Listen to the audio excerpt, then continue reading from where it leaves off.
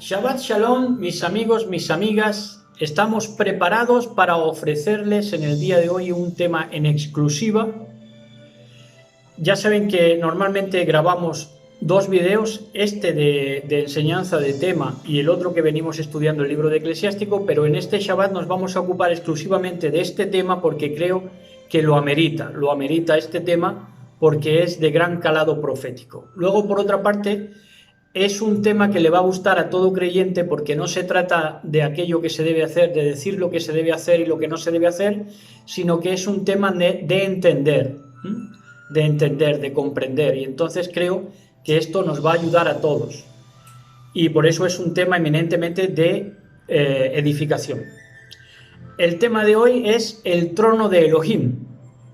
Vamos a ver lo que es el trono de Elohim y lo que es esa pugna por el trono de Elohim, una pugna en la cual nada está dubitativo, nada es aleatorio, nada está, digamos, en entredicho, pero sí es una pugna clara, a fin de que las dos entidades que están en esa pugna por sentarse en el trono se lleven el mayor número de almas, ¿no? El mayor número de, pues eso, de almas, ¿no? Porque lo que intenta el adversario es hacerle la competencia a Elohim y por donde más le duele, que es desperdiciar o hacer que se desperdicien las vidas de aquellos que estábamos llamados a reinar con él, con Elohim, que somos todos los seres humanos. Ahora lo vamos a ir viendo.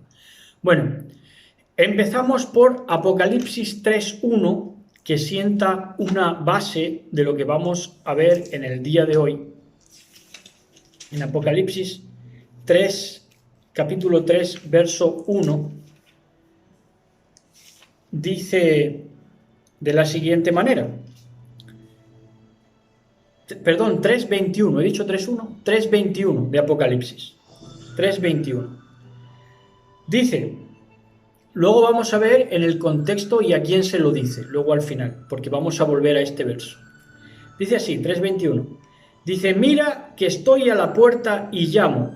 Si alguno oye mi voz y abre la puerta, entraré en su casa y cenaré con él y él conmigo. Ahora, al vencedor, este es el verso 21, al vencedor le concederé sentarse conmigo en mi trono. Entonces, ¿cómo nos vamos a sentar con él si él ya está sentado? Sería, digamos, una superpoblación de tronos, ¿no? Por decirlo de alguna manera. No nos podemos sentar si él ya está sentado en el trono, a no ser que lo entendamos bien, a no ser que lo comprendamos como vamos a comprenderlo hoy. Dice, al vencedor le concederé sentarse conmigo en mi trono, como yo también vencí y me senté con mi Padre en su trono. Así que solo hay un trono, pero él está sentado también con su Padre. Y de igual manera nos invita a sentarnos con él a todos los que somos suyos, ¿no? Entonces, aparentemente es una contradicción física porque solo hay un trono, ¿no? Pero no habla de un asiento individual, de un asiento físico individual en el discurrir de este mundo, sino que de lo que habla, del trono que habla es del corazón. Habla de estatus, habla de dominio y habla de centralidad. Él es el corazón de todo, su trono es su propio corazón y es la centralidad, la centralización entre el corazón del hombre y su corazón, como luego vamos a ir desarrollando. Ahora, ¿quién es el poder que entra en pugna con el poder de Elohim? Con el poder de Elohim para hacer lo contrario, pero sin embargo hacerse pasar como que está haciendo la obra del mismo Elohim. Pues este poder se refleja en 2 de Tesalonicenses 2:4, que dice así, en el contexto es desde el 3, dice, que nadie os engañe de ninguna manera. Primero tiene que venir la apostasía y manifestarse el hombre impío, el hombre de pecado, el hijo de perdición. O mejor dicho, la orden de los hijos de perdición, que es ni más ni menos que el papado. ¿Por qué? Verso 4. El adversario que se eleva dice que se eleva sobre todo lo que lleva el nombre de Elohim o es objeto de culto, hasta el extremo de sentarse él mismo en el santuario de Elohim, que esto es el corazón del hombre, sentarse en el santuario de Elohim y proclamar que él mismo es Elohim. Quizá no directamente, que también, sino que ha sido algo implícito lo que ha venido haciendo el papado a lo largo de los siglos, y es que ellos se han puesto por delante de la palabra de poder. Lo que ellos decían, y ahí están los escritos históricos, tenía más poder, según ellos, que la propia palabra de Elohim. Entonces, este hecho y estas conductas son decir a las claras, más elocuentemente que si lo hubieran dicho de labios para afuera, que ellos son Elohim.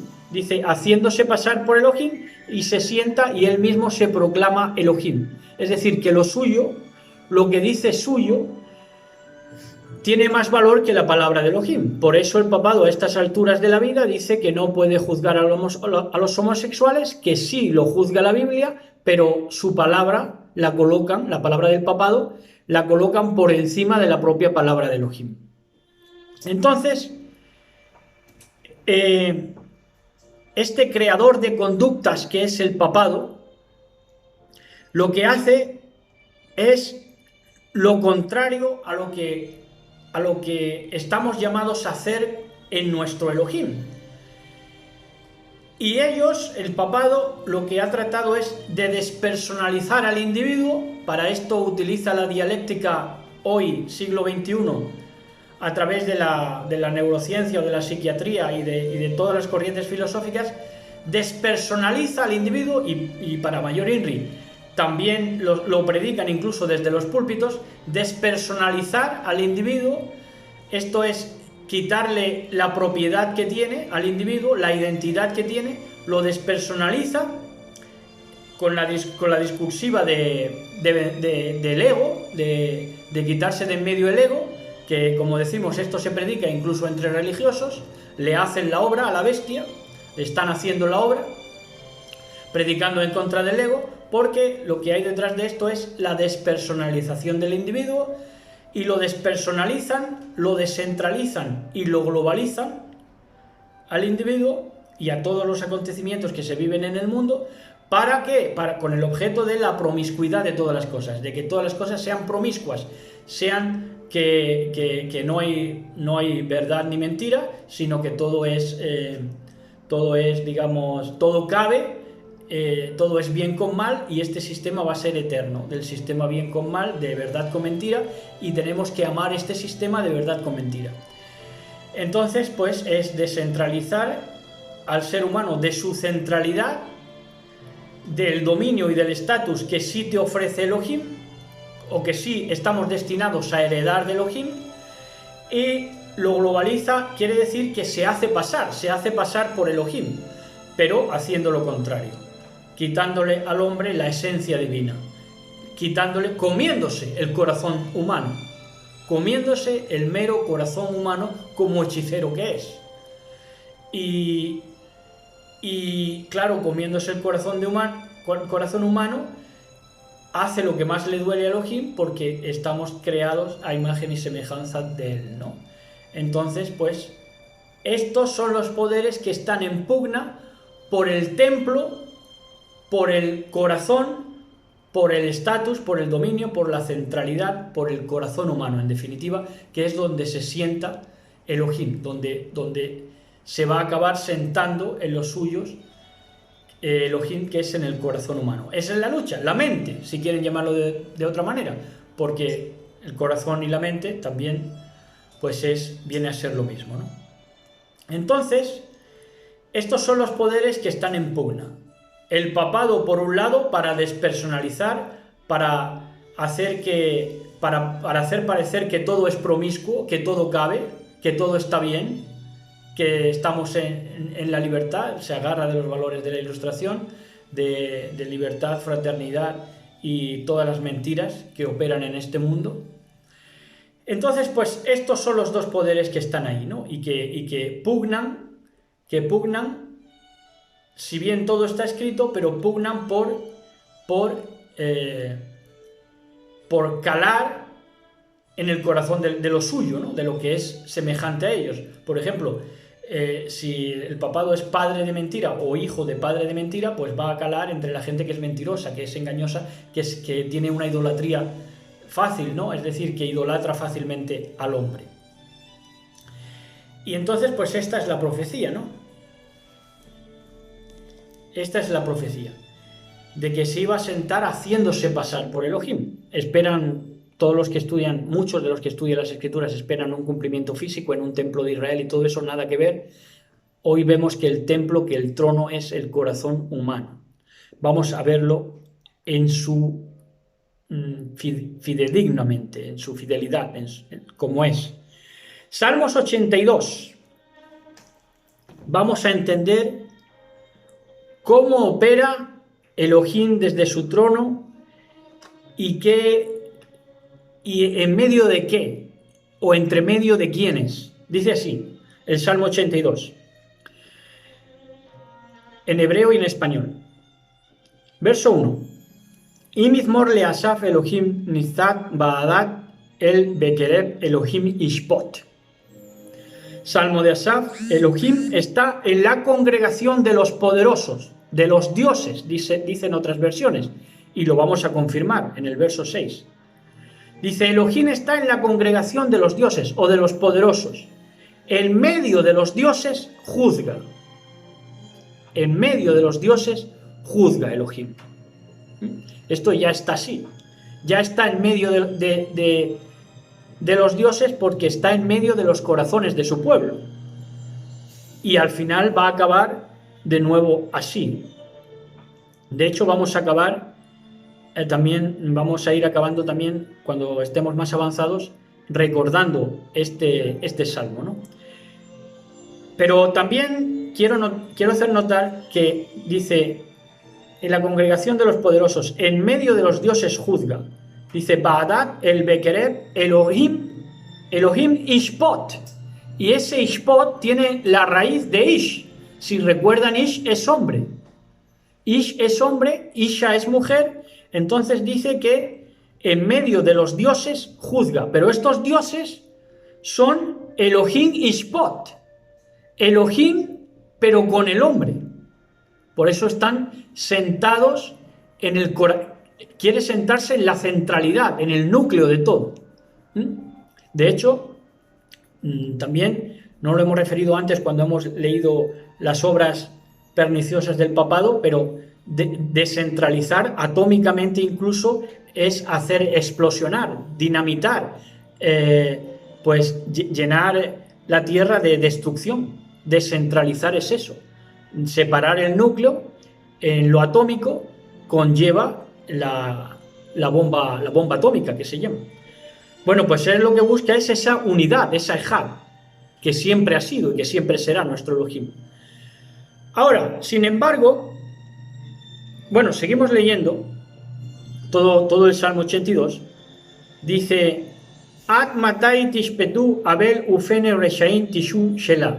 ¿Hasta cuándo juzgaréis injustamente y aceptaréis las personas de los impíos? Les habla a algunos que son dioses o tienen el papel de dioses, pero que no van a llegar de nada porque son dioses reprobados. Y ahora en otro salmo lo vamos a ver, lo vamos a constatar. Verso 3. Shiftu dal beyaton ani barash hatziku. Haced derecho al pobre y al huérfano. Haced justicia al pobre y al menesteroso. Si se fijan en el contexto de este Salmo 82, aquí está hablando a las élites del mundo, a los que están puestos en eminencia. Dice en el verso 4, Paletu da beebion miat reshaim hatzilu, librad al pobre. Pobre seguramente sea en hebreo paletu, de ahí vienen los paletos. No me extrañaría que fuera así. Librad al pobre y al menesteroso, libradlo de la mano de los impíos. Lo yadeu velo y avinu baja sheja itlahu y motu kol mosde aretz. No saben, no entienden, hablan en tinieblas, o mejor dicho, andan en tinieblas, vacilan todos los cimientos de la tierra.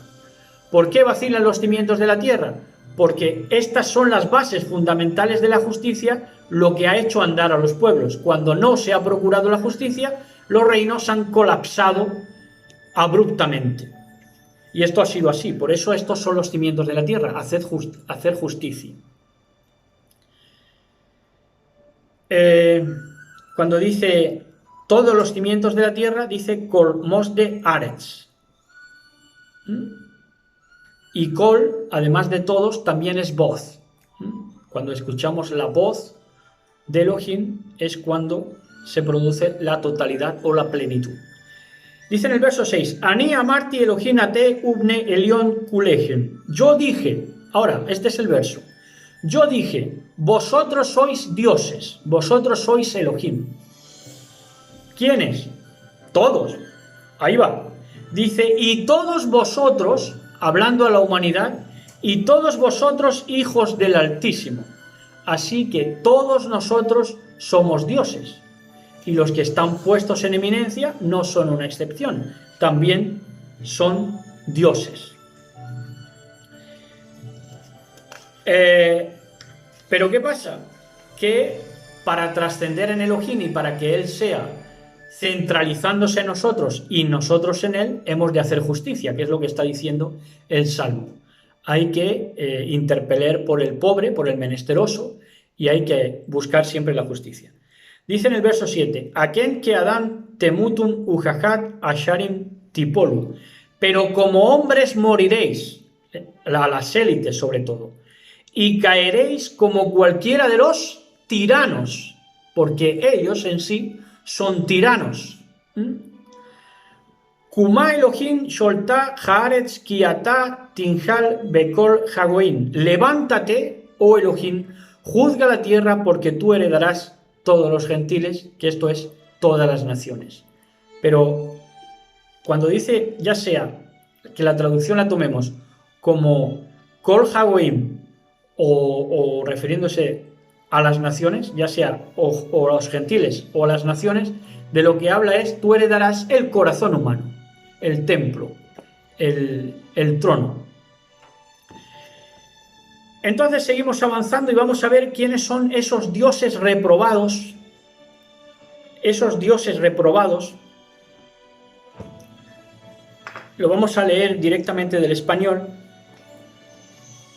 Esos dioses reprobados que no van a trascender, que se van a descentralizar con ese poder que despersonaliza, que hace promiscuas todas las cosas, que descentraliza y que globaliza la maldad, que es el papado. Y en el Salmo 58,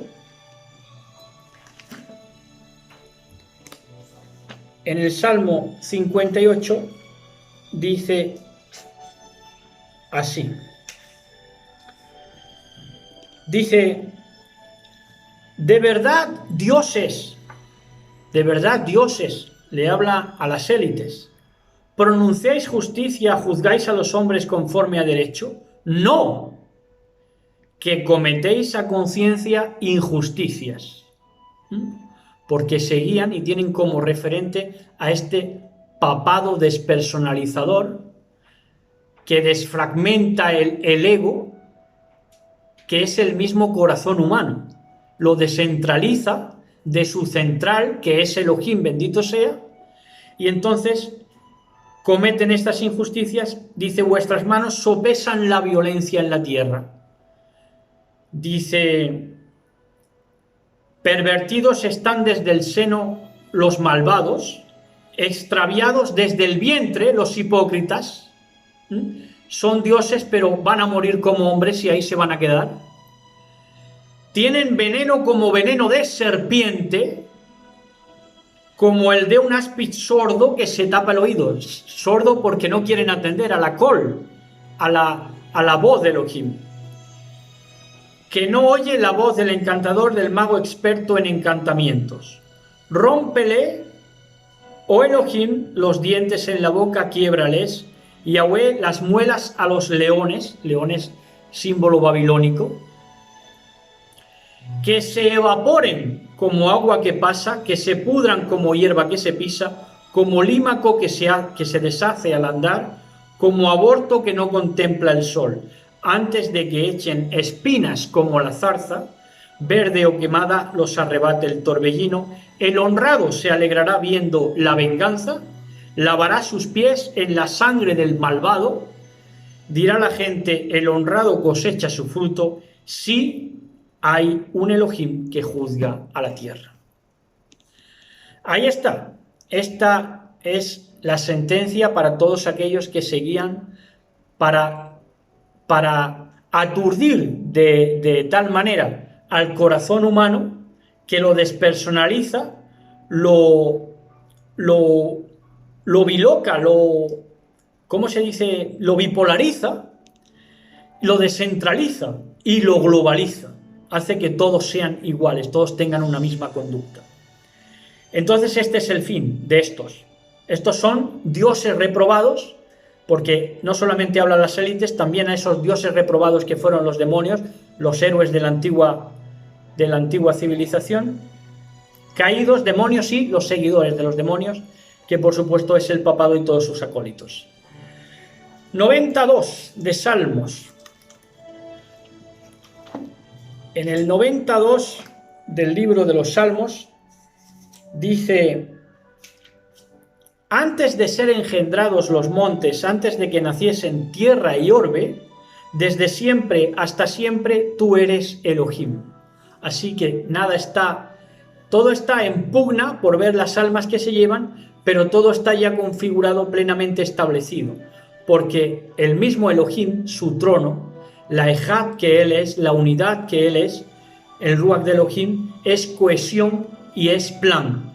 Entonces, entendiéndolo como plan, entendiéndolo como cohesión, dice, antes de ser engendrados los montes, antes de que naciesen tierra y orbe, desde siempre hasta siempre, tú eres Elohim. Apocalipsis 1:13 al 15. Vamos al libro de Apocalipsis, que hoy nos va a tocar bastantes versos de este libro totalmente antisistema, así que quien quiera de verdad entender lo que es el sistema, le recomiendo leer Apocalipsis 1:13 al 15 en primer lugar. Dice, y en medio de los candeleros, como un ser humano, vestido de una túnica talar, ceñido al talle como un ceñidor de oro. Su cabeza y sus cabellos eran blancos como la blanca nieve, sus ojos como llama de fuego, sus pies parecían de metal precioso acrisolado en el horno, su voz como voz de muchas aguas, grandes aguas. Aguas son todas las almas, las existencias. Entonces la voz del Altísimo, en verdad, cuando es ya en el ámbito espiritual, es una voz como grandes aguas o como muchas aguas, porque es una voz unísona en esa Ejad, en esa unidad que es Elohim, con nuestro Mashiach y con todos nosotros ya insertos en lo que es Elohim, ya sentado Él en el trono, en nuestro corazón. Apocalipsis 5:11. En Apocalipsis 5:11 dice, y en la visión oí la voz de una multitud. Aquí está también otra forma de decírselo, es una voz unísona. Pero esta vez, en vez de decir de muchas aguas, dice de multitud de ángeles, de mensajeros, alrededor del trono estaban ahí ya, de los vivientes y de los ancianos. Su número era miríadas de miríadas y millares de millares. Aquí lo tienen. Esto confirma esa unidad, esa ejad, esa centralidad. Y en Apocalipsis 14:2 dice,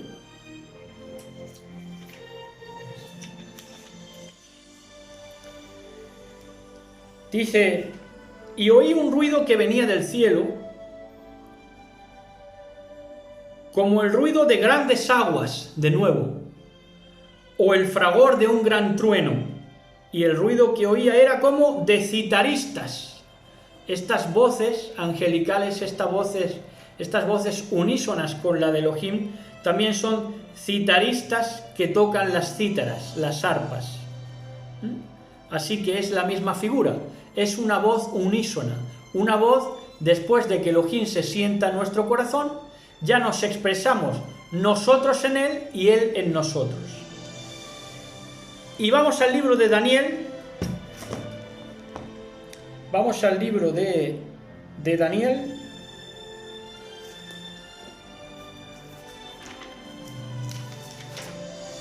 Que ahí también vamos a ver grandes cosas.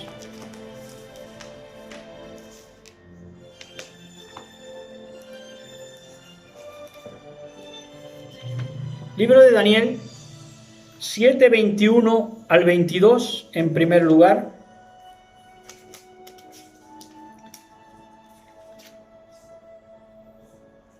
Dice, yo veía cómo este cuerno, ese cuerno opositor, ese cuerno que hemos leído en 2 de Tesalonicenses 2:4, despersonalizador, descentralizador, globalista, que se hace pasar por Elohim, dice, yo veía cómo este cuerno declaraba la guerra a los apartados y los vencía. ¿Hasta qué? ¿Hasta cuándo? Hasta que vino el anciano, para hacer justicia a los apartados del Altísimo, y llegó el momento en que los santos recibieron el reino. Cuando él se sentó en el trono de sus redimidos, de los hijos del Altísimo. Pero utiliza, nuestro Elohim está utilizando esta figura del anciano de días, del anciano que viene para hacer justicia a los apartados del Altísimo. Y entonces es cuando reciben el reino, cuando nos sentamos también con él a reinar, a la centralidad, el dominio y el estatus al que estábamos llamados desde siempre. Entonces en el 7:27 de Daniel sigue diciendo, y la soberanía, el poder y la grandeza de todos los reinos del mundo serán entregados al pueblo de los apartados del Altísimo. Su reino es un reino eterno y todos los poderes les servirán y obedecerán. Así que a esto es a lo que siempre hemos sido llamados, al estatus con Elohim, al dominio con Elohim, a la centralidad de todo con y en Elohim. Salmos 96:10. Libro de los Salmos 96:10.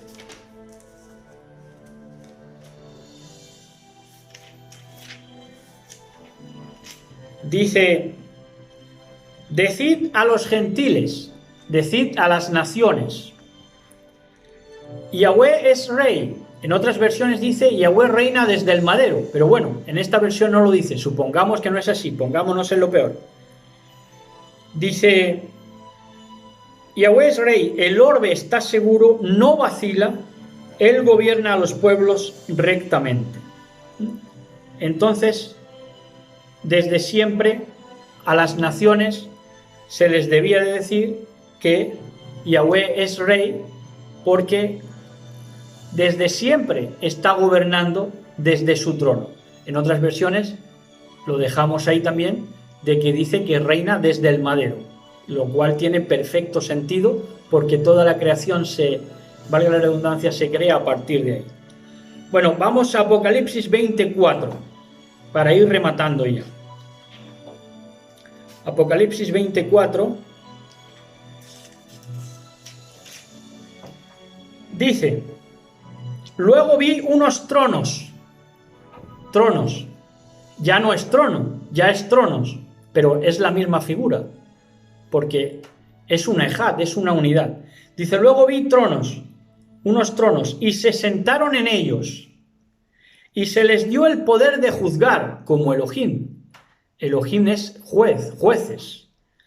Vi también las almas de los que fueron decapitados por el testimonio de Yahshua y la palabra de Elohim, y a todos los que no adoraron a la bestia ni a su imagen, y no aceptaron la marca en su frente o en su mano, revivieron y reinaron con Mashiach 1000 años, que es la eternidad. Entonces, esta es la vuelta a la centralidad, a esa centralidad que el papado despersonalizador, el papado que ha hecho que le trabajen desde los púlpitos para que el hombre se desprenda del ego, que se desprenda de su propio corazón pensante, su corazón escudriñador, su corazón crítico del ser humano, que para eso se le ha dado una razón. Y esta ya es la vuelta a la centralidad. Aquí es cuando ve los tronos y nos sentamos en ellos, o lo que es la misma figura, Elohim se sienta en nuestros corazones, se asienta. Entonces esto es vuelta a la centralidad. ¿Y esta vuelta a la centralidad en qué consiste? Primera de Corintios 15, 28.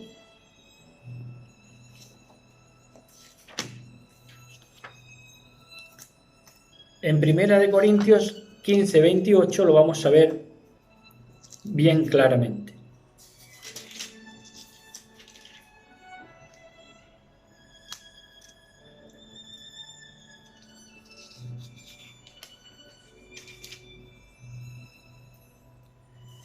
Capítulo 15, verso 28 de Corintios dice: cuando hayan sido sometidas a él todas las cosas, a nuestro Mashiach, entonces también el Hijo se someterá a aquel. ¿Quién es aquel? Aquel es Elohim, aquel es unidad de espíritu, cohesión.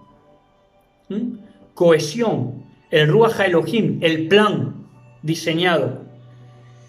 Dice: cuando hayan sido sometidas a él todas las cosas, entonces también el Hijo se someterá a aquel que ha sometido a él todas las cosas. ¿Para qué? Para que Elohim sea todo en todos.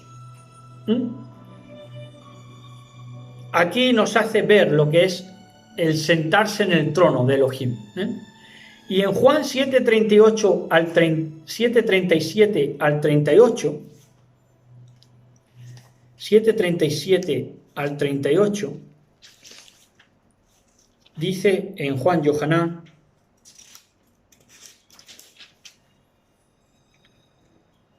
dice, el último día de la fiesta, el más solemne, Yahshua, puesto en pie, gritó: si alguno tiene sed, que venga a mí y beberá. El que cree en mí, como dice la Escritura, de su seno correrán ríos de agua viva. ¿De dónde? ¿De dónde corren esos ríos de agua viva? ¿De dónde corren esos ríos de agua viva? Brotan de su interior, del interior de los suyos. ¿Por qué? Porque Él se sienta en el trono, revitaliza las aguas, las existencias, y entonces de su interior, del interior de los de su pueblo, brota, ¿pero de qué? Del corazón en el que se ha sentado ya Él, del seno de los que son suyos. Dice: de su interior correrán ríos de agua viva. ¿Pero de dónde tiene que ser? Del interior, de ese corazón que el papado quiere eliminar, que quiere castrar psíquicamente por medio del discurso en contra del ego. Y esto es así, tal y como le estamos diciendo. Entonces, claro, aquí es ya cuando se vence, cuando ya vencemos la pugna que había entre esos dos poderes, entre el poder de Elohim y el poder del papado despersonalizador, descentralizador, que hace ver como promiscuas todas las cosas, ¿no? Y se gloria encima de ello. Entonces, aquí es donde ya se vence la pugna. Aquí es donde ya dice de su seno, el que cree en mí, correrán ríos de agua viva. Esto se produce ya una vez hemos vencido esa pugna entre esos poderes. Ya podemos adelantarlo en esta existencia. Ahora, para cerrar o para ir cerrando ya, Apocalipsis 3:21 vamos a decir el contexto en el que se desarrolla el verso con el que hemos empezado de Apocalipsis 3:21, que dice, al vencedor le concederé sentarse conmigo en mi trono, ahí está, como yo también vencí y me senté con mi Padre en su trono. Y esto se lo dice a ¿quién? A la iglesia de Laodicea, que es la que está sufriendo más esa descentralización, despersonalización, esa promiscuidad de todas las cosas en todos los discursos políticos y religiosos, ese estado de tibieza llamado Laodicea. Todos los que vencen en ese tiempo, pues son los que le concede sentarse con él en su trono, como él también venció y se sentó con su Padre en su trono. Entonces, una ejad perfecta, una unidad que siempre ha sido y que siempre está ahí. Y aquí es ya donde podemos considerarnos dichosos de entrar en esa ejad, en ese trono que antes lo leímos en el Salmo 82, en el cual Mashiach dice que destacaba en medio de la asamblea divina, en medio de la reunión de los dioses. Pues ahí sí, ahí donde ya en medio de qué dioses, de los dioses que ya sí hemos vencido contra ese espíritu de iniquidad, ese espíritu del anti-Mashiach, del papado, que quería despersonalizar, descentralizar, globalizar, hacerse pasar por Elohim. Claro, esto es muy sutil porque la diferencia lo ven solamente los que tengan el sello de Elohim, porque lo que quiere nuestro Elohim es el estatus, el dominio, la centralidad, y lo que quiere el poder adversario es globalizar. Entonces el hilo es fino dependiendo de para quién sea, ¿no? Hay que tener ese saber discernir, ¿no? Pero a la postre se distingue porque lo que intenta ese papado es eso, ¿no? Extirpar del corazón humano, sacar del corazón humano la idea de un Elohim que tiene instrucciones para nosotros, que tiene guía de vida, que tiene palabras concisas y que es un Elohim al que se le puede conocer. Entonces esto es de lo que intenta desprenderse ese papado, esa fuerza adversaria.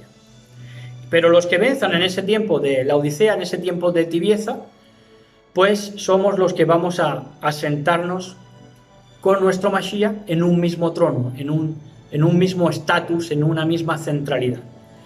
Y ya para acabar, Apocalipsis 21, 3 al 4, Apocalipsis 21, 3 al 4, ya para acabar, dice, y oí una fuerte voz que decía, ¿desde dónde? Desde el trono, desde el trono, desde ese trono que ya es unánime, que ya es ejad. Dice